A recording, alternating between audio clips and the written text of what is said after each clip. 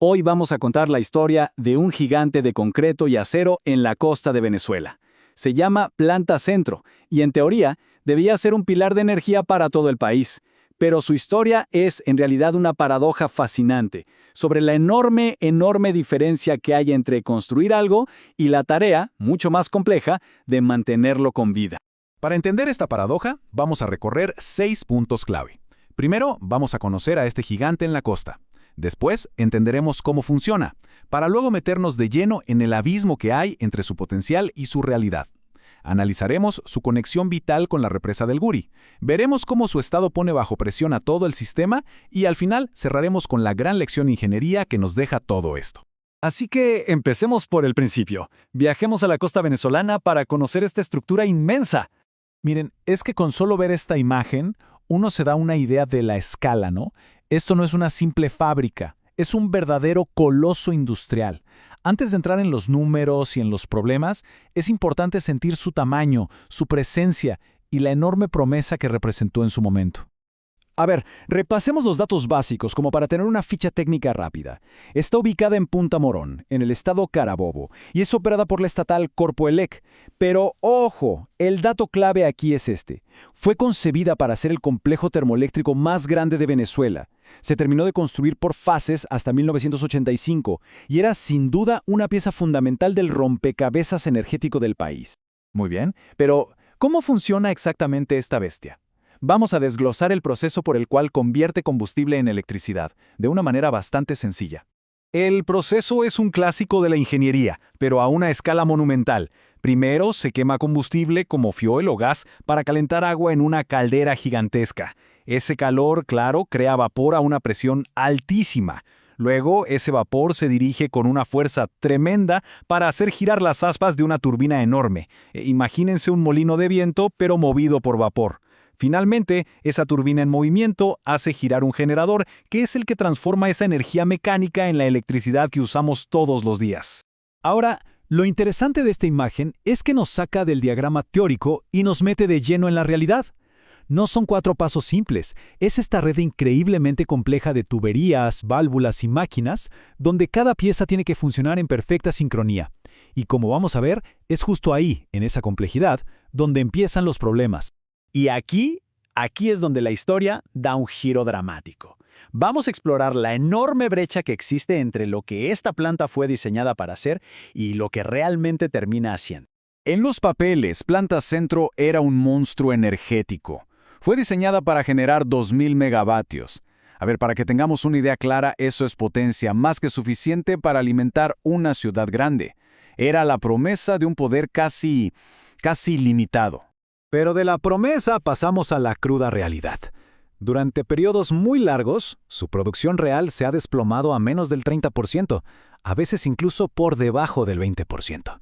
De hecho, en los peores momentos, este gigante ha estado prácticamente en silencio, sin generar casi nada de energía. Para entender bien este colapso, es clave diferenciar 2 conceptos. La potencia instalada es la promesa, es el sueño, el máximo teórico que la planta podría generar si todo fuera perfecto. Pero la potencia disponible es la realidad del día a día, lo que de verdad puede generar, limitada por el mantenimiento, el combustible y las averías.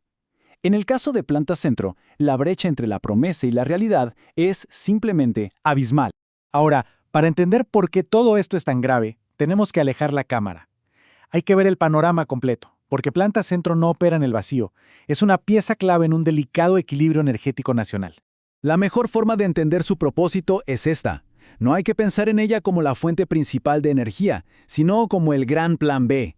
El gigantesco generador de respaldo de todo el país, listo para activarse cuando el sistema más lo necesita.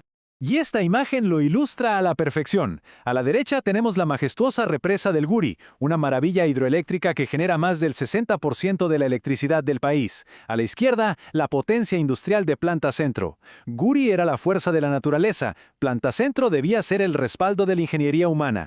Es que estos 2 sistemas no competían, se complementaban. Guri depende del clima, de la lluvia, de los niveles del embalse.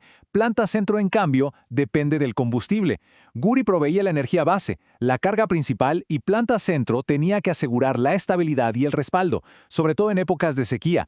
Un sistema diversificado es, por definición, un sistema más fuerte. Una vez entendido su rol, ahora sí podemos ver el efecto dominó.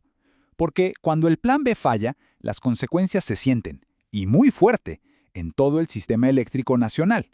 Y los problemas se fueron acumulando en un círculo vicioso. La falta de mantenimiento preventivo hace que los equipos se vuelvan obsoletos. Esto, a su vez, causa más averías y paradas mucho más largas.